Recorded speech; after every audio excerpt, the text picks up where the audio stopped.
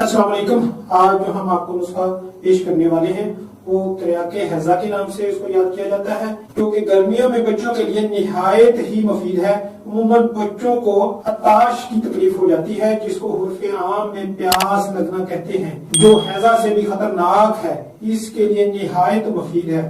बड़ों के लिए अगर सुर्ख मिर्च और राई हम वजन में लाकर बारीक करके 1-1 ग्राम मदरजा वाला नुस्खा के हमरा पिलाएं तो फौरी असर करता है। नुस्खा हाज़िर खिदमत है। पुदीना खुश्क, अनारदाना, मुनक्का, तबाशीर नुकरा, जरशक हम वजन। तैयारी: अव्वल अनारदाना और मुनक्का को पानी में उबाल लें। पानी इन दोनों के वजन से दुगना होना चाहिए। फिर दूसरी अदविया को बारीक पीसकर इनके पानी में मिला दें। मिकदार खुराक आप 2-2 चमचा बच्चों को पिलाएं तो हैजा का मर्ज, प्यास लगने का अमल जाता रहेगा, जो कि गर्मियों में निहायत ही मुफीद है। जज़ाकल्लाह।